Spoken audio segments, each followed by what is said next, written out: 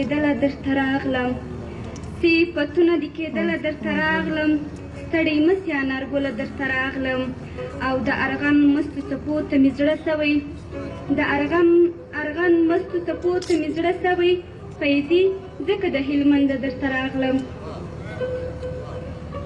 ټولو ناستو شاعرانو او حاضرینو ته د زړه له تله سلامونه وړاندې کوم نظم را سره دی په دې هیله چې د خوښۍ وړ مو وګرځي وایي له بیټ نیکه څخه ګیله بیټ نیکه ګیله مې ځکه درنه کېږي بیټ نیکه ګیله مې ځکه درنه کېږي تا ویله دا وګړي ډېر کې خدایه تا یې هېڅ د اتفاق دعا ونه کړه ستا ودې ته فکر نسو سر تر پایه او نیکه جانه ستا دعا کړه خدای قبوله نیکه جانه ستا دعا کړه خدای قبوله دا وګړي چې تا غوښتل هومرې ډېر سول هر وګړي د وزان ته اتیا کوره شنه فصلونه تعمیرونو یې بې شمېر سول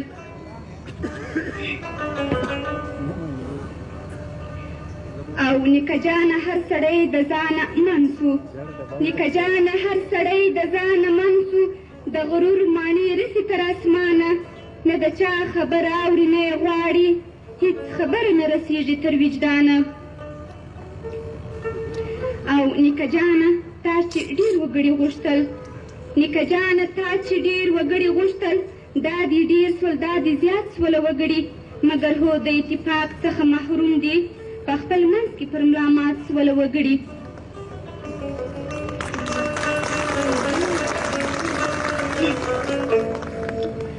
او دا وګړي اوس هغه وګړي نه دي دا وګړي اوس هغه وګړي نه دي نیکه جانه کوم چې تا کول غوښتنه دا د رنګه انسانان خو ځناور دي پکښې عامه د جګړه او وژنه او نیکه جانه وسول ډېر پرمختګونه نیکه جانه وسول ډېر پرمختګونه د جنګ لوی لوی سامانونه انسان جوړ کړه خپل په منځ کې سره وژني بې حسابه ټانک ټوپک توره توپونه انسان جوړ کړه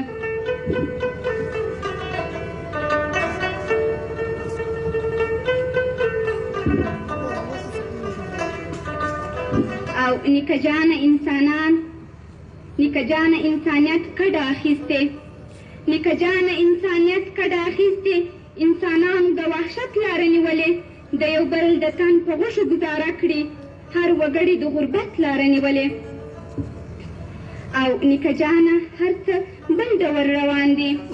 نیکه جانه هر څه بل ډول روان دي دا وګړي په هر څه باندې جنګېږي انسانان د انسانانو کوي بیره ورور د ورور د تن په غوښو نه مړېږي او یو د بل پر خلاف هره ورځ ولاړ وي یو د بل پر خلاف هره ورځ ولاړ وي هره ورځ جوړېږي بېلابېل ګوندونه د منصب او د چوکۍ پر سر جنګېږي پکښې مري د غریبانو اولادونه نیکه جانه دلته ژوند د اور زنځیر دی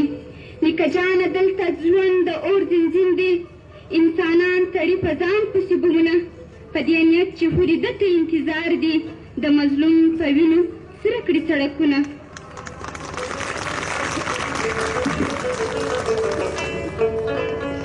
او نیکه جانه زه بخښنه درنه غواړم نیکه جانه زه بخښنه درنه غواړم زړه مې درد کوي ګیله مې درته وکړه